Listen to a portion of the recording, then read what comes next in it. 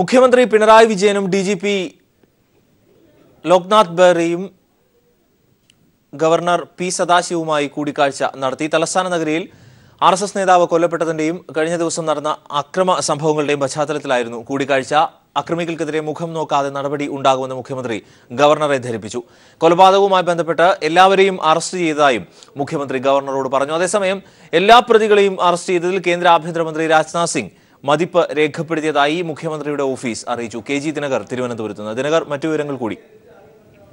അരുൺ, രാവിലെ 11:00 മുഖ്യമന്ത്രി പിണറായി വിജയനും DGP ലോക്നാഥ് ബെഹ്റയും ഗവർണർ പി സദാശിവവുമായി കൂടിക്കാഴ്ച നടത്തിയത്. ശ്രീകാര്യത്ത് RSS നേതാവ് കൊല്ലപ്പെട്ടതിന്റെയും തലസ്ഥാന നഗരിയിൽ നടന്ന അക്രമ സംഭവങ്ങളുടെയും പശ്ചാത്തലത്തിലായിരുന്നു ഗവർണറുമായി ഇരുവരും കൂടിക്കാഴ്ച നടത്തിയത്. സ്ഥിതിഗതികൾ ഗവർണർ ഇരുവരുമായും ചർച്ച ചെയ്തു. അക്രമികൾക്കെതിരെ മുഖം നോക്കാതെ നടപടി ഉണ്ടാകുമെന്ന് മുഖ്യമന്ത്രി ഗവർണറെ ധരിപ്പിച്ചു. RSS നേതാവിന്റെ കൊലപാതകവുമായി ബന്ധപ്പെട്ട് എല്ലാവരെയും അറസ്റ്റ് ചെയ്തു എന്നും മുഖ്യമന്ത്രി ഗവർണറെ ധരിപ്പിക്കുകയുണ്ടായി. സമാധാന അന്തരീക്ഷത്തിനായി BJP അധ്യക്ഷനുമായും RSS മേധാവിയുമായും കൂടിക്കാഴ്ച നടത്തുമെന്ന് മുഖ്യമന്ത്രി അറിയിച്ചതായും ഗവർണറുടെ ഓഫീസ് വ്യക്തമാക്കുകയുണ്ടായി. CPM സംസ്ഥാന സെക്രട്ടറി കോടിയേരി ബാലകൃഷ്ണനുമായും അതോടൊപ്പം തന്നെ BJP സംസ്ഥാന അധ്യക്ഷൻ കുമ്മനം രാജശേഖരനുമായും സ്ഥിതിഗതികൾ സംബന്ധിച്ച് ടെലിഫോൺ സംഭാഷണം നടത്തിയതായും ഗവർണറുടെ ഓഫീസ് വ്യക്തമാക്കിയിട്ടുണ്ട്. അതേസമയം RSS പ്രവർത്തകൻ കൊല്ലപ്പെട്ട കേസിൽ മുഴുവൻ പ്രതികളെയും ചുരുങ്ങിയ സമയത്തിനുള്ളിൽ അറസ്റ്റ് ചെയ്തതിൽ കേന്ദ്ര ആഭ്യന്തരമന്ത്രി രാജ്നാഥ് സിംഗ് മതിപ്പ് പ്രകടിപ്പിച്ചതായി മുഖ്യമന്ത്രിയുടെ ഓഫീസ് വ്യക്തമാക്കി. മുഖ്യമന്ത്രി ടെലിഫോണിൽ വിളിച്ച് ആണ് ആഭ്യന്തരമന്ത്രി കാര്യങ്ങൾ തിരക്കിയത്. ഈ സമയത്തായിരുന്നു മുഴുവൻ പ്രതികളെയും അറസ്റ്റ് ചെയ്ത വിവരം മുഖ്യമന്ത്രി രാജ്നാഥ് സിംഗിനെ ധരിപ്പിച്ചത്. KG ദിനകർ തിരുവനന്തപുരത്ത് നിന്ന് വിവരങ്ങൾ നൽകിയത്. രാജേഷിന്റെ കൊലപാതകത്തിൽ CPIM-ന് പങ്കില്ല എന്ന് കോടിയേരി. മുഖ്യപ്രതി മണിക്കുട്ടന് CPIM-മായി ബന്ധമില്ല എന്നും കേരളത്തിൽ അരാജകത്വം സൃഷ്ടിക്കാൻ BJP ശ്രമിക്കുന്നുവെന്നും കോടിയേരി. പ്രാദേശിക പ്രശ്നം സംസ്ഥാന പ്രശ്നമാക്കി മാറ്റുകയായിരുന്നുവെന്നും കൊലപാതകികളെ ഇതിനകം തന്നെ പിടികൂടിയെന്നും അദ്ദേഹം പറഞ്ഞു. കഴിഞ്ഞ ദിവസം തിരുവനന്തപുരം ശ്രീകാര്യത്ത് യുവാവിനെ വെട്ടിക്കൊലപ്പെടുത്തിയ സംഭവത്തിൽ CPIM-ന് പങ്കില്ലെന്ന് CPIM സംസ്ഥാന സെക്രട്ടറി കോടിയേരി ബാലകൃഷ്ണൻ വ്യക്തമാക്കി. കൊല്ലപ്പെട്ട രാജേഷും പ്രതിയായ മണിക്കുട്ടനും തമ്മിൽ 2 കേസുകൾ ശ്രീകാര്യം പോലീസ് സ്റ്റേഷനിൽ മുൻപ് തന്നെ നിലനിൽക്കുന്നുണ്ടെന്നും കോടിയേരി പറഞ്ഞു. പിടിയിലായ മണിക്കുട്ടൻ കോൺഗ്രസ് പ്രവർത്തകനാണെന്നും അദ്ദേഹം വ്യക്തമാക്കി. മണികണ്ഠനാണെങ്കിൽ CPM-മായി ബന്ധമുള്ള ഒരാളല്ല. അദ്ദേഹം നേരത്തെ കോൺഗ്രസുമായി ബന്ധപ്പെട്ട് പ്രവർത്തിച്ചിരുന്നു. വിവിധ കേസുകളിൽ ആ സമയത്ത് കോൺഗ്രസിൻ്റെ പ്രവർത്തകൻ എന്നുള്ള നിലയിൽ തന്നെ അദ്ദേഹം പല കേസുകളിലും പ്രതിയാണ്.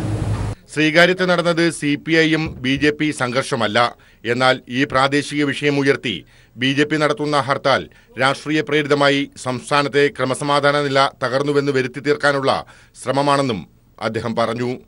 ഇത് CPM-ന്റെ മേലെ കെട്ടിവെച്ച് CPM നടത്തിയൊരു കൊലപാതകമാണെന്ന് പ്രചരിപ്പിച്ച് കേരളത്തിലാകെ ഹർത്താൽ സംഘടിപ്പിക്കാൻ നാട്ടിൽ മുഴുവൻ പ്രശ്നങ്ങൾ സൃഷ്ടിക്കാനുമാണ് RSS BJP നേതൃത്വം ഈ ഒരു സംഭവത്തെ ഉപയോഗിച്ചുകൊണ്ട് കേരളത്തിൽ ക്രമസമാധാന പ്രശ്നങ്ങൾ സൃഷ്ടിക്കാനാണ് ശ്രമിക്കുന്നത്. പ്രതിപക്ഷ നേതാവ് രമേശ് ചെന്നിത്തല നടത്തുന്ന ഉപവാസ സമരത്തെയും കോടിയേരി പരിഹസിച്ചു. ഇന്നൊരു ദിവസമല്ലേ, ഇന്ന് പക്ഷേ ഈ പെട്ടെന്നുള്ള ഹർത്താലായതുകൊണ്ട് പലർക്കും ഭക്ഷണം കിട്ടാൻ ബുദ്ധിമുട്ടുണ്ട്. അവർ ചെന്നുപെട്ട സ്ഥലം ഉച്ചഭക്ഷണം കിട്ടാത്തൊരു സ്ഥലമായിരിക്കാനാണ് സാധ്യത. അതുകൊണ്ടായിരിക്കാം അവരും ഒരു നിരാഹാരം നടത്തണമെന്ന് ഉദ്ദേശിച്ചത്. News bureau, Thiruvananthapuram. ശ്രീകാര്യത്ത് BJP പ്രവർത്തകൻ കൊല്ലപ്പെട്ട സംഭവത്തിൽ മുഖ്യപ്രതിയടക്കം കസ്റ്റഡിയിലായതായി DGP ലോക്നാഥ് ബെഹ്റ. മറ്റുള്ളവർക്കായുള്ള അന്വേഷണം ഊർജിതമാക്കിയിട്ടുണ്ട്.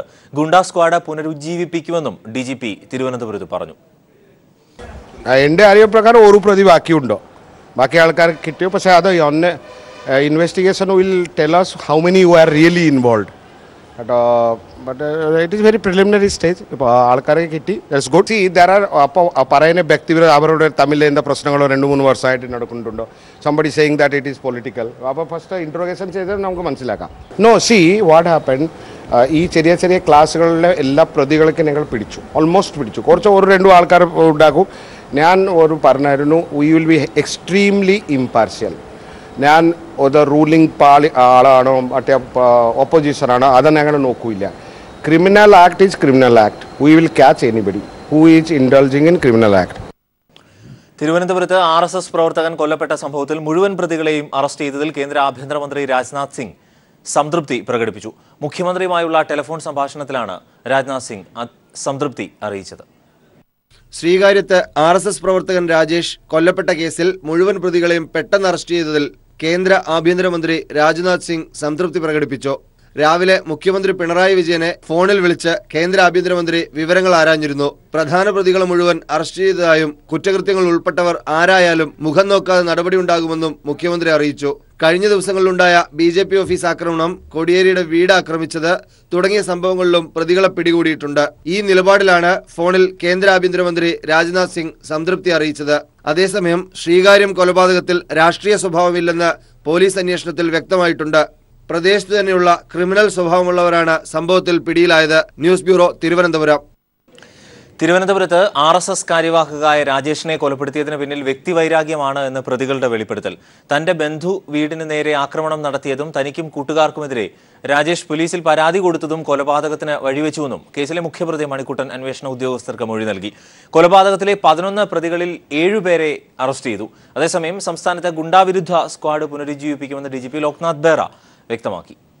തിരുവനന്തപുരം ശ്രീകാര്യത്ത് RSS കാര്യവാഹകയായ രാജേഷിനെ വെട്ടിക്കൊലപ്പെടുത്തി മണിക്കൂറുകൾ പിന്നിടുന്നതിന് മുൻപ് തന്നെ പ്രതികളെക്കുറിച്ച് പോലീസിന് വ്യക്തമായ സൂചന ലഭിച്ചിരുന്നു. ഇതിനു പിന്നാലെ രാജേഷിന്റെ മരണമൊഴിയിലെ വെളിപ്പെടുത്തലും കൂടിയായപ്പോൾ പോലീസിന് പ്രതികളുടെ ചിത്രം വ്യക്തമായി. തുടർന്ന് പ്രതികൾക്കായുള്ള അന്വേഷണം പോലീസ് പ്രത്യേക ടീമുകളായി ആരംഭിച്ചു. എല്ലാ അന്വേഷണത്തിനും IG മനോജ് എബ്രഹാമിന്റെയും സിറ്റി പോലീസ് കമ്മീഷണറുടെയും മേൽനോട്ടം. ഒടുവിൽ പ്രതികളെ ഒളിവിലെ കേന്ദ്രമായ കാട്ടാക്കട പുലിപ്പാറയിലെ റബ്ബർ എസ്റ്റേറ്റിൽ നിന്ന് ബലപ്രയോഗത്തിലൂടെ പോലീസ് പിടികൂടി. കേസിലെ മുഖ്യപ്രതി ഗുണ്ട ആക്ടിൽ നിരവധി തവണ ശിക്ഷിക്കപ്പെട്ടിട്ടുള്ള മണിക്കുട്ടൻ, പ്രദീപ്, ഗിരീഷ്, മഹേഷ്, എബി, വിഷ്ണു, സിബി എന്നിവരെയാണ് പോലീസ് അറസ്റ്റ് ചെയ്തത്. IG മനോജ് എബ്രഹാമിന്റെ നേതൃത്വത്തിൽ പോലീസ് ഉദ്യോഗസ്ഥർ പ്രതികളെ വിശദമായി ചോദ്യം ചെയ്തു. കൊലപാതകത്തിന് വഴിവെച്ചത് വ്യക്തിവൈരാഗ്യമാണെന്നും കൊലയ്ക്ക് പിന്നിൽ രാഷ്ട്രീയപരമായ യാതൊന്നുമില്ലെന്നും പ്രതികൾ പോലീസിന് മൊഴി നൽകി. രാജേഷുമായി പ്രാദേശികമായി ഒട്ടേറെ വിഷയങ്ങളുണ്ടായിരുന്നു. ഒരിക്കൽ തന്റെ ബന്ധുവിന്റെ വീടിന് നേരെ രാജേഷും കൂട്ടരും ആക്രമണം നടത്തി. ഇതിന് പ്രതികാരമായി രാജേഷിന്റെ ബന്ധുവീട് ഞാനും കൂട്ടാളികളും ചേർന്ന് ആക്രമിച്ചു. ഈ വിഷയത്തിൽ വീട്ടുടമയായ സ്ത്രീയെ ഉപയോഗിച്ച് രാജേഷ് ഞങ്ങൾക്കെതിരെ പോലീസിൽ പരാതി നൽകി. ഒരു തരത്തിലും ഞങ്ങൾക്ക് ജീവിക്കാൻ പറ്റാത്ത അവസ്ഥ വന്നപ്പോഴാണ് രാജേഷിനെ കൊലപ്പെടുത്താൻ തീരുമാനിച്ചതെന്നും മണിക്കുട്ടൻ വ്യക്തമാക്കിയിരിക്കുകയാണ്. പ്രതികൾ ഉപയോഗിച്ച ഇരുചക്ര വാഹനങ്ങളും ആയുധങ്ങളും പോലീസ് കണ്ടെടുത്തു. അതേസമയം എല്ലാ പ്രതികളെയും ഉടൻ നിയമത്തിന്റെ മുന്നിൽ കൊണ്ടുവരുമെന്ന് DGP ലോക്നാഥ് ബെഹ്റ പറഞ്ഞു. If anything happens like this again, we will be again still കുറച്ച് കൂടുതൽ സ്ട്രോങ് ആവും കേട്ടോ. ഇപ്പോൾ സ്ട്രോങ് ആണ്. I will be much stronger action. ഇത് മാത്രം കേസിൽ നിൽക്കില്ല, പ്രിവെന്റീവ് മറ്റേ എല്ലാ കാര്യങ്ങളും ഞാൻ ഇടും. പ്രതികളുടെ വെളിപ്പെടുത്തൽ സംബന്ധിച്ച പ്രാദേശിക തലത്തിൽ പോലീസ് പരിശോധന നടത്തും. പ്രതികളെ സംഭവസ്ഥലത്തെത്തിച്ച് തെളിവെടുപ്പ് നടത്തുന്നതും പോലീസ് ആലോചിക്കുന്നു. Sunil Arimanoor, news bureau, Thiruvananthapuram. തിരുവനന്തപുരത്ത് RSS പ്രവർത്തകൻ കൊല്ലപ്പെട്ട സംഭവത്തിൽ പ്രതിഷേധിച്ച് BJP ആഹ്വാനം ചെയ്ത ഹർത്താൽ സംസ്ഥാനത്ത് ഭാഗികം. അപ്രതീക്ഷിതമായി പ്രഖ്യാപിച്ച ഹർത്താൽ ജനജീവിതത്തെ സാരമായി ബാധിച്ചു. പലയിടങ്ങളിലും BJP പ്രവർത്തകർ വ്യാപകമായ ആക്രമണമാണ് അഴിച്ചുവിട്ടത്. ചില ജില്ലകളിൽ ഹർത്താൽ അനുകൂലികൾ വാഹനങ്ങൾക്ക് നേരെ കല്ലെറിയുകയും CPIMന്റെ പാർട്ടി ഓഫീസുകൾ അടിച്ചു തകർക്കുകയും ചെയ്തു. അതേസമയം സംഘർഷ സാധ്യത കണക്കിലെടുത്ത് തിരുവനന്തപുരം നഗരത്തിൽ ഓഗസ്റ്റ് 2 വരെ പോലീസ് നിരോധനാജ്ഞ പുറപ്പെടുവിച്ചിട്ടുണ്ട്. തിരുവനന്തപുരം ശ്രീകാര്യത്ത് RSS കാര്യവാഹകയായ രാജേഷിനെ കഴിഞ്ഞ ദിവസമാണ് വെട്ടിക്കൊലപ്പെടുത്തിയത്. സംഭവത്തിൽ പ്രതിഷേധിച്ച് രാത്രി തന്നെ BJP സംസ്ഥാനത്ത് ഹർത്താലിനും ആഹ്വാനം ചെയ്യുകയായിരുന്നു. 12 മണിക്കൂർ ഹർത്താൽ സംസ്ഥാനത്ത് ഭാഗികമായിരുന്നു. പല സ്ഥലങ്ങളിലും ഹർത്താൽ അനുകൂലികൾ വ്യാപകമായി അക്രമം അഴിച്ചുവിട്ടു. കോട്ടയം, ആലപ്പുഴ, കൊല്ലം, തിരുവനന്തപുരം തുടങ്ങിയ ജില്ലകളിൽ RSS BJP പ്രവർത്തകർ CPIMന്റെ പാർട്ടി ഓഫീസുകൾ അടിച്ചു തകർത്തു. അപ്രതീക്ഷിതമായി പ്രഖ്യാപിച്ച ഹർത്താൽ ജനജീവിതത്തെ സാരമായി ബാധിച്ചു. കൊല്ലത്ത് വിവാഹ പാർട്ടി സഞ്ചരിച്ച വാഹനത്തിന് നേരെയും ആക്രമണമുണ്ടായി. പലയിടങ്ങളിലും മരണാനന്തര ചടങ്ങുകളിൽ പങ്കെടുക്കാനായി പോയവരുടെ വാഹനങ്ങളും ആശുപത്രിയിലേക്ക് രോഗികളുമായി പോയ സ്വകാര്യ വാഹനങ്ങളും ആക്രമണത്തിന് ഇരയായി. തെക്കൻ കേരളത്തിൽ KSRTCയും സ്വകാര്യ ബസ്സുകളും സർവീസ് നടത്തിയില്ല. തിരുവനന്തപുരത്ത് RCC, മെഡിക്കൽ കോളേജ്, SIT എന്നിവിടങ്ങളിലേക്ക് പോകേണ്ട രോഗികൾക്കായി പോലീസ് വാഹനങ്ങൾ ഒരുക്കിയിരുന്നു. മധ്യകേരളത്തിലും ഹർത്താലിന്റെ പേരിൽ BJP RSS പ്രവർത്തകർ വ്യാപകമായി ആക്രമണം നടത്തി. നിരവധി സ്വകാര്യ വാഹനങ്ങൾക്ക് നേരെയും കല്ലേറുണ്ടായി. ആക്രമണ ദൃശ്യങ്ങൾ പകർത്താൻ ശ്രമിച്ച മാധ്യമപ്രവർത്തകരെയും ഹർത്താൽ അനുകൂലികൾ മർദ്ദിച്ചു. മലബാർ മേഖലയിലും ഹർത്താൽ ഭാഗികമായിരുന്നു. സ്വകാര്യ വാഹനങ്ങളും ഇരുചക്ര വാഹനങ്ങളും നിരത്തിലോടി. വടക്കൻ ജില്ലകളിലും ഹർത്താൽ മറയാക്കി CPM പാർട്ടി ഓഫീസുകൾക്ക് നേരെയും വാഹനങ്ങൾക്ക് നേരെയും കല്ലേറും ആക്രമണവുമുണ്ടായി. ചില സ്ഥലങ്ങളിൽ അക്രമം തടയാൻ ശ്രമിച്ച പോലീസുകാരെയും BJP പ്രവർത്തകർ മർദ്ദിച്ചു. സംസ്ഥാനത്ത് ആക്രമണം നടത്തിയ നിരവധി BJP പ്രവർത്തകരെ പോലീസ് അറസ്റ്റ് ചെയ്തു.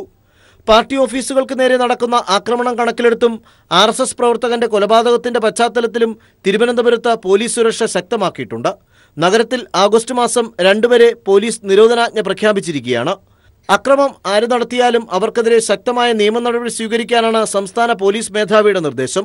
പോലീസിനോട് കൂടുതൽ ജാഗ്രതയോടെ പ്രവർത്തിക്കാനും DGP ഉത്തരവിട്ടിരിക്കുകയാണ്. വിവിധ ബ്യൂറോകൾക്കൊപ്പം സുനിൽ അരുമാനൂർ, ന്യൂസ് ബ്യൂറോ, തിരുവനന്തപുരം. ഹർത്താലിന് മറവിൽ കോട്ടയം നഗരത്തിൽ BJP RSS പ്രവർത്തകർ അഴിഞ്ഞാടി. തിരുനക്കരയിലെ CIT ഓഫീസ് അടിച്ചു തകർത്തു. മാധ്യമപ്രവർത്തകർക്ക് നേരെ കയ്യേറ്റവും കല്ലേറും ഉണ്ടായി. സംഘർഷത്തിൽ 8 പോലീസുകാർക്ക് പരിക്കേറ്റു. വാഹനങ്ങൾ തടയുന്നതിന്റെ ദൃശ്യങ്ങൾ പകർത്താനെത്തിയ ക്യാമറാമാൻമാരെ ആക്രമിച്ചുകൊണ്ടായിരുന്നു കോട്ടയം നഗരത്തിൽ ഹർത്താൽ അനുകൂലികൾ സംഘർഷത്തിന് തുടക്കമിട്ടത്. ക്യാമറാമാൻമാരായ അനിൽ ആലുവ, ലിബിൻ K. ഉമ്മൻ എന്നിവരുടെ ക്യാമറകൾ തട്ടിത്തെറിപ്പിച്ച് അസഭ്യവർഷം ചൊരിഞ്ഞു. അതിനുശേഷം പ്രകടനമായെത്തിയ RSS BJP പ്രവർത്തകർ നഗരത്തിന്റെ വിവിധയിടങ്ങളിൽ അഴിഞ്ഞാടി. CPIMന്റെയും DYFIയുടെയും പ്രചരണ ബോർഡുകളും കൊടിമരങ്ങളും നശിപ്പിച്ചു. തുടർന്ന് തിരുനക്കര പഴയ പോലീസ് സ്റ്റേഷൻ മൈതാനിക്ക് സമീപത്ത് CIT ഓഫീസ് തല്ലിത്തകർത്ത് ഭീകരാന്തരീക്ഷം സൃഷ്ടിച്ചു. പോലീസ് ലാത്തി വീശിയതോടെ അക്രമികൾ തിരുനക്കര അമ്പലമുറ്റത്തേക്ക് ഓടിക്കയറി. അതിനിടെ അക്രമത്തിന് നേതൃത്വം നൽകിയ ശശി എന്ന RSS പ്രവർത്തകനെ കസ്റ്റഡിയിലെടുത്തത് വീണ്ടും സംഘർഷത്തിനിടയാക്കി. അക്രമികളെ കയറ്റിയ പോലീസ് ജീപ്പ് വളഞ്ഞ് അവരെ രക്ഷപ്പെടുത്താൻ ശ്രമം നടത്തിയ ഹർത്താൽ അനുകൂലികൾ പോലീസുകാരെയും വളഞ്ഞിട്ട് ആക്രമിച്ചു. അതിനിടെ മാധ്യമപ്രവർത്തകർക്ക് നേരെ വീണ്ടും കല്ലേറും കയ്യേറ്റവും ഉണ്ടായി. തുടർന്ന് പോലീസ് നിലപാട് ഘടിപ്പിച്ചതോടെ ഹർത്താൽ അനുകൂലികൾ യോഗം പിരിഞ്ഞു. അക്രമത്തിന് നേതൃത്വം നൽകിയ 10 പേരെ പോലീസ് കസ്റ്റഡിയിലെടുത്തിട്ടുണ്ട്. സംഘർഷത്തിൽ 8 പോലീസുകാർക്ക് പരിക്കേറ്റു. News bureau, Kottayam. അർദ്ധരാത്രിയിൽ ഹർത്താൽ പ്രഖ്യാപിച്ചത് ജനങ്ങളോടുള്ള വെല്ലുവിളിയാണ് എന്ന് കാനം രാജേന്ദ്രൻ. BJP കേരള ജനതയെ ശത്രുക്കളായാണ് കാണുന്നതെന്നും കാനം പറഞ്ഞു. സമാധാന ഭഞ്ജനമുണ്ടാക്കി ക്രമസമാധാനവും നിയമവാഴ്ചയും എല്ലാം കേരളത്തിൽ അപകടത്തിലായിരിക്കുന്നു എന്ന ഒരു അന്തരീക്ഷം സൃഷ്ടിക്കുന്ന ഗൂഢാലോചന ഇതിൻ്റെ പിന്നിലുണ്ടോ എന്ന് ന്യായമായും സംശയിക്കേണ്ടിയിരിക്കുന്നു. അർദ്ധരാത്രിയിൽ പ്രഖ്യാപിച്ച ഹർത്താൽ ഈ കേരളത്തിലെ ലക്ഷക്കണക്കായ ജനങ്ങൾക്ക് എന്തൊരു ബുദ്ധിമുട്ടാണ് ഉണ്ടായിട്ടുള്ളത്. ജനങ്ങളെ ശത്രുക്കളായി കാണുന്നവരല്ലല്ലോ രാഷ്ട്രീയ പാർട്ടികൾ. അതോ ഈ ഹർത്താൽ പ്രഖ്യാപിച്ച കേന്ദ്ര ഭരിക്കുന്ന രാഷ്ട്രീയ പാർട്ടി കേരളത്തിലെ ജനങ്ങളെ ശത്രുക്കളായിട്ടാണോ കാണുന്നത്? സംസ്ഥാനത്തെ ആക്രമണം തടയുന്നതിൽ പോലീസ് പരാജയമാണ് എന്ന് പ്രതിപക്ഷ നേതാവ് രമേശ് ചെന്നിത്തല. കണ്ണൂരിന്റെ ആവർത്തനമാണ് തിരുവനന്തപുരത്ത് നടക്കുന്നതെന്നും ആഭ്യന്തര വകുപ്പ് കൈകാര്യം ചെയ്യുന്ന മുഖ്യമന്ത്രി ഇക്കാര്യത്തിൽ മറുപടി പറയണമെന്നും രമേശ് ചെന്നിത്തല. അർദ്ധരാത്രി ഹർത്താൽ പ്രഖ്യാപിച്ചത് ശരിയായില്ല എന്നും ചെന്നിത്തല കോഴിക്കോട് പറഞ്ഞു. അതേസമയം പിടിയിലായ പ്രതിക്ക് കോൺഗ്രസുമായി ബന്ധമില്ല എന്ന് MM ഹസൻ പറഞ്ഞു. ആഭ്യന്തര വകുപ്പ് ഒരു പൂർണ്ണ പരാജയമായി മാറിയിരിക്കുകയാണ്. അക്രമങ്ങൾ ഉണ്ടായാൽ മുഖം നോക്കാതെ നടപടിയെടുക്കാൻ ബാധ്യസ്ഥമായ പോലീസ് കാഴ്ചക്കാരെ പോലെ നോക്കി നിൽക്കുകയാണ്. തിരുവനന്തപുരത്തുണ്ടായ അനുദിനമുണ്ടായിക്കൊണ്ടിരിക്കുന്ന സംഭവവികാസങ്ങളെ ഫലപ്രദമായി നേരിടുവാനും അത് BJPക്കാർ കുറ്റം ചെയ്താലും CPMക്കാർ കുറ്റം ചെയ്താലും രണ്ടുപേരുടെ പേരിലും നടപടികൾ സ്വീകരിക്കുന്ന കാര്യത്തിൽ എന്തുകൊണ്ട് പരാജയപ്പെടുന്നു? ഇന്റലിജൻസ് സംവിധാനം ഒരു പൂർണ്ണ പരാജയമായി മാറിയിരിക്കുകയാണ്. അപ്പോൾ കേരളത്തിൽ ക്രമസമാധാന നിലനിർത്തുന്ന കാര്യത്തിൽ ഈ ഗവൺമെൻറ് ഒരു പരാജയമാണ് എന്നുള്ളതാണ്. കേരളത്തിലെ പ്രശ്നങ്ങളിൽ കേന്ദ്രം ഇടപെടേണ്ടതില്ല എന്ന് K. മുരളീധരൻ. ഓണത്തിനിടയ്ക്ക് പുട്ടുകച്ചവടം വേണ്ട എന്ന് മുരളീധരൻ തിരുവനന്തപുരത്ത് പറഞ്ഞു. അങ്ങനെ ഇടപെടുകയൊന്നും വേണ്ട. അങ്ങനെ അതിൻ്റെ ഇടയിൽ ഓണത്തിനിടെ ആരും കൂട്ടുകച്ചവടം നടത്തണ്ട. കേരള സർക്കാരിനോട് ഞങ്ങൾക്ക് അഭിപ്രായ വ്യത്യാസമുണ്ട്, ശരിയാണ്. പക്ഷേ എന്ന് വിചാരിച്ചിട്ട് കേന്ദ്രത്തിന് ഇടപെടിച്ചിട്ട് ഇവിടെ എന്തെങ്കിലും കളിക്കാമെന്ന് വിചാരിക്കണ്ട. ആ പരിപാടി നടക്കൂല. സംവിധായകൻ ജീൻ പോൾ ലാൽ ഹണിബി 2 എന്ന ചിത്രത്തിൽ അനുമതിയില്ലാതെ ഡബിൾ ഉപയോഗിച്ചുവെന്ന യുവനടിയുടെ പരാതിയിൽ കഴമ്പുണ്ട് എന്ന പോലീസിന്റെ പ്രാഥമിക നിഗമനം. ചിത്രത്തിന്റെ CD പരിശോധിച്ച ശേഷമാണ് പോലീസ് ഇക്കാര്യം സ്ഥിരീകരിച്ചത്. എറണാകുളം പനങ്ങാട് പോലീസ് രജിസ്റ്റർ ചെയ്ത കേസിലാണ് ഹണിബി 2 എന്ന ചിത്രത്തിന്റെ CD പരിശോധിച്ചത്. അനുമതിയില്ലാതെ ബോഡി ഡബിൾ ഉപയോഗിച്ചെന്ന് പരിശോധനയിൽ വ്യക്തമായി. ബോഡി ഡബിൾ ഉപയോഗിച്ചതിന്റെ സാഹചര്യം സംബന്ധിച്ച് പ്രതികളിൽ നിന്നും പോലീസ് മൊഴിയെടുക്കും. ചിത്രത്തിന്റെ സെൻസർ ചെയ്യാത്ത കോപ്പി ഹാജരാക്കാനും പോലീസ് ആവശ്യപ്പെട്ടിട്ടുണ്ട്. അന്വേഷണത്തിന്റെ ഭാഗമായി ചിത്രത്തിന്റെ മേക്കപ്പ് മാനെയും പോലീസ് ചോദ്യം ചെയ്തു. ചിത്രീകരണ വേളയിൽ സെറ്റിൽ ചില തർക്കങ്ങൾ ഉണ്ടായിരുന്നതായി ഇയാൾ പോലീസിനോട് സമ്മതിച്ചു. ഇത് സംബന്ധിച്ച് ചിത്രത്തിന്റെ അണിയറ പ്രവർത്തകരിൽ നിന്നും പോലീസ് കൂടുതൽ മൊഴിയെടുക്കും. നടി നൽകിയ പരാതിയിൽ ജീൻ പോൾ, നടൻ ശ്രീനാഥ് ഭാസി, സാങ്കേതിക പ്രവർത്തകരായ അനൂപ്, അനിരുദ്ധ് എന്നിവരാണ് പ്രതികൾ. അഭിനയിച്ചതിന് പ്രതിഫലം ചോദിച്ചപ്പോൾ ലൈംഗിക ചുവയോടെ സംസാരിച്ചെന്നും നടി പരാതി നൽകിയിട്ടുണ്ട്. പരാതിയിൽ തൃക്കാക്കര അസിസ്റ്റന്റ് കമ്മീഷണർ നടിയിൽ നിന്നും കഴിഞ്ഞ ദിവസം മൊഴിയെടുത്തിരുന്നു. 2016 നവംബർ 16 കേസിന് ആസ്പദമായ സംഭവം നടന്നത്. News bureau, Kochi. മുൻ DGP TP സെൻകുമാറിനെതിരെ വീണ്ടും വിജിലൻസിൽ പരാതി. TP സെൻകുമാർ വ്യാജരേഖ ചമച്ച് സർക്കാരിൽ നിന്ന് സാമ്പത്തിക നേട്ടമുണ്ടാക്കാൻ ശ്രമിച്ചുവെന്നാണ് പരാതി. പരാതിയിൽ മേൽ വിജിലൻസ് പ്രാഥമിക അന്വേഷണം ആരംഭിച്ചു. കൊച്ചിയിൽ ആക്രമിക്കപ്പെട്ട നടിയെക്കുറിച്ച് മോശം പരാമർശം നടത്തിയതിലും മതസ്പർദ്ധ വളർത്തും വിധം പ്രസംഗിച്ചതിലും നിലവിൽ വിജിലൻസ് അന്വേഷണം നേരിടുകയാണ് TP സെൻകുമാർ. ഒന്നിനു പുറകെ ഒന്നായി മുൻ പോലീസ് മേധാവി TP സെൻകുമാർ നിയമക്കുരുക്കുകളിൽ അകപ്പെടുകയാണ്. വ്യാജരേഖ ചമച്ച് സർക്കാരിൽ നിന്ന് ശമ്പളം കൈപ്പറ്റിയെന്ന പുതിയ പരാതിയിൽ ഇപ്പോൾ സെൻകുമാറിനെതിരെ വിജിലൻസ് അന്വേഷണം ആരംഭിച്ചിരിക്കുന്നു. DGP സ്ഥാനത്ത് നിന്ന് മാറ്റി നിർത്തപ്പെട്ട സാഹചര്യത്തിൽ അന്ന് Kerala police housing and construction corporation MD ആയി നിയമനം ലഭിച്ചിട്ടും സെൻകുമാർ ജോലിയിൽ പ്രവേശിച്ചിരുന്നില്ല. സർക്കാരിനെതിരെ സുപ്രീംകോടതിയിൽ കേസ് നടത്തിപ്പുമായി ബന്ധപ്പെട്ട 8 മാസം വരെ TP സെൻകുമാർ അവധിയിലായിരുന്നു. എന്നാൽ 8 മാസം വരെ മെഡിക്കൽ അവധിയിലായിരുന്നുവെന്ന നിലയിൽ വ്യാജരേഖയുണ്ടാക്കി സർക്കാരിൽ നിന്ന് 8 ലക്ഷം രൂപ അനധികൃതമായി നേടിയെടുക്കാൻ ശ്രമിച്ചെന്നാണ് വിജിലൻസിന് ലഭിച്ച പരാതി. തിരുവനന്തപുരം കോർപ്പറേഷൻ മുൻ കൗൺസിലർ AJ സുക്കാർണോയാണ് വിഷയം ചൂണ്ടിക്കാട്ടി വിജിലൻസിന് പരാതി നൽകിയത്. ഇടത് സർക്കാർ അധികാരത്തിലെത്തി DGP സ്ഥാനത്ത് നിന്ന് സെൻകുമാറിനെ മാറ്റിയ ശേഷം ജൂൺ മാസത്തിൽ സെൻകുമാർ ചീഫ് സെക്രട്ടറിക്ക് നൽകിയ അപേക്ഷയിൽ വ്യക്തിപരമായ കാരണങ്ങൾക്ക് പകുതി ശമ്പളത്തിൽ അവധി അനുവദിക്കണമെന്നതായിരുന്നു. അതേസമയം അവധി കഴിഞ്ഞ് തിരികെ എത്തിയപ്പോൾ ചികിത്സയിലായിരുന്നു താനെന്നാണ് സെൻകുമാർ രേഖകൾ ഹാജരാക്കിയത്. എന്നാൽ ഇത് വ്യാജരേഖയാണെന്നാണ് പരാതിക്കാരൻ ചൂണ്ടിക്കാട്ടിയിട്ടുള്ളത്. ഇത്തരത്തിൽ വ്യാജരേഖ ഉണ്ടാക്കി സർക്കാരിൽ നിന്ന് സാമ്പത്തിക നേട്ടമുണ്ടാക്കിയ സെൻകുമാറിനെതിരെ കേസെടുത്ത് അന്വേഷണം നടത്തണമെന്ന് പരാതിയിൽ ആവശ്യപ്പെടുന്നു. പരാതിയിന്മേൽ വിജിലൻസ് പ്രാഥമിക അന്വേഷണം ആരംഭിച്ചിട്ടുണ്ട്.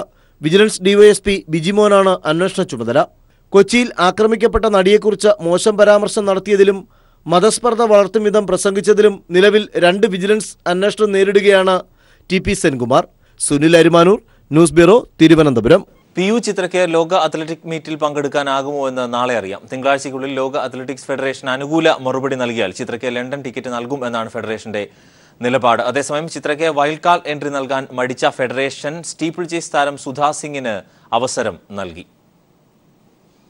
ആദ്യം യോഗ്യതയില്ലെന്നും ഒടുവിൽ സമയപരിധി കഴിഞ്ഞുവെന്നും ചൂണ്ടിക്കാട്ടിയാണ് PU ചിത്രയ്ക്ക് വൈൽഡ് കാർഡ് എൻട്രി നൽകാൻ ദേശീയ അത്ലറ്റിക്സ് ഫെഡറേഷൻ മടിച്ചത്. ലോക ചാമ്പ്യൻഷിപ്പിലുള്ള ഇന്ത്യൻ ടീമിന്റെ എൻട്രി ഇക്കഴിഞ്ഞ തിങ്കളാഴ്ച അയച്ചുവെന്നും വൈകി അയക്കുന്ന എൻട്രി ഇനി രാജ്യാന്തര ഫെഡറേഷൻ സ്വീകരിക്കില്ലെന്നുമായിരുന്നു വിശദീകരണം. എന്നാൽ ടീമിൽ നിന്ന് തഴയപ്പെട്ട സ്റ്റീപ്പിൾ ചേസ് താരം സുധാ സിംഗിന് സമയപരിധി അവസാനിച്ചതിനു ശേഷവും ദേശീയ ഫെഡറേഷൻ ലോക മീറ്റിന് അവസരം നൽകിയിരുന്നു. ഒഡീഷ താരം ദുതി ചന്ദിനെ കൂടാതെയാണ് ചിത്രയ്ക്ക് മാത്രം അവസരം നൽകാൻ മടിച്ച് സുധാ സിംഗിന് കൂടി വൈൽഡ് കാർഡ് എൻട്രി നൽകിയത്. സെലക്ഷൻ കമ്മിറ്റി പരിഗണിക്കാതിരുന്ന സുധയെ അത്ലറ്റിക്സ് ഫെഡറേഷൻ പ്രത്യേക സമ്മർദ്ദം ചെലുത്തിയാണ് ടീമിൽ ഉൾപ്പെടുത്തിയത്. ഏഷ്യൻ ചാമ്പ്യൻഷിപ്പിലെ സ്വർണമായിരുന്നു സുധാ സിംഗിന്റെ യോഗ്യതയായി ഫെഡറേഷൻ ചൂണ്ടിക്കാട്ടിയത്. എന്നാൽ ഏഷ്യൻ വൻകരയിൽ സ്വർണം നേടിയ PU ചിത്രയ്ക്ക് മാത്രം എൻട്രി നൽകാൻ മടിച്ചതാണ് ഫെഡറേഷന്റെ ഇരട്ടത്താപ്പ് വ്യക്തമാക്കുന്നത്. അതേസമയം വൈകിയാണെങ്കിലും ദേശീയ ഫെഡറേഷൻ ലോക അത്ലറ്റിക്സ് ഫെഡറേഷനോട് PU ചിത്രയെ ഉൾപ്പെടുത്തണമെന്ന് ആവശ്യപ്പെട്ടിരുന്നു. ഔദ്യോഗിക മെയിലിന് ഇതുവരെ മറുപടി ലഭിച്ചിട്ടില്ലെന്നും തിങ്കളാഴ്ച ഉച്ചയ്ക്ക് മുമ്പ് മറുപടി ലഭിച്ചാൽ ലണ്ടൻ ടിക്കറ്റ് ചിത്രയ്ക്ക് നൽകുമെന്നുമാണ് ഫെഡറേഷന്റെ ഇപ്പോഴത്തെ നിലപാട്. ഓഗസ്റ്റ് 4-നാണ് PU ചിത്രയുടെ 1500 മീറ്റർ മത്സരം. News bureau, Delhi. നാടിന്റെ കാർഷിക അഭിവൃദ്ധിക്കുള്ള പ്രാർത്ഥനയായി ശബരിമലയിൽ നിറപുത്തരി ചടങ്ങ് നടന്നു.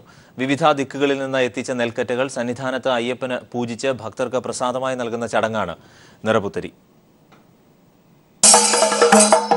പുലർച്ചെ 5:40 നിറപുത്തരി ചടങ്ങുകൾക്ക് തുടക്കമായത്. തമിഴ്നാട്ടിൽ തിരുവിതാംകൂർ ദേവസ്വം ബോർഡിന്റെ അധീനതയിലുള്ള പാടത്ത് വിളയിച്ചതും പാലക്കാട്ടെ കൊല്ലങ്കോട്, കൊല്ലം അച്ചൻകോവിൽ അടക്കം വിവിധ ദേശങ്ങളിൽ നിന്ന് ഭക്തർ തലച്ചുമടായി എത്തിച്ചതുമായ നെൽക്കറ്റകൾ 18-ാം പടിക്ക് താഴെ ആൽത്തറയിൽ തന്ത്രി കണ്ഠരര് രാജീവരുടെ കാർമ്മികത്വത്തിൽ തീർത്ഥം തളിച്ച ശുദ്ധം വരുത്തി.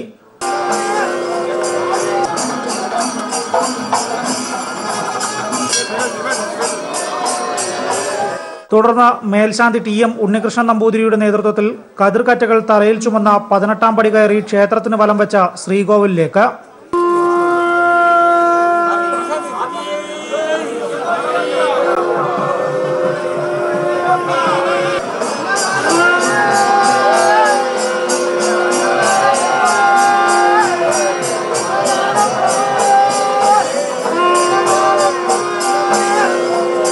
ശ്രീകോവിലിനുള്ളിലേക്ക് എത്തിച്ച നെൽക്കതിരുകൾ പ്രത്യേക പൂജകൾക്ക് ശേഷം പ്രസാദമായി ഭക്തർക്ക് വിതരണം ചെയ്തു. ശബരിമലയിലേതിന് സമാനമായി തിരുവിതാംകൂർ ദേവസ്വത്തിന് കീഴിലുള്ള എല്ലാ ക്ഷേത്രങ്ങളിലും ഇന്ന് നിറപുത്തരി ചടങ്ങുകൾ നടന്നു. വിജേഷ് നടുവിൽ, പത്തനംതിട്ട.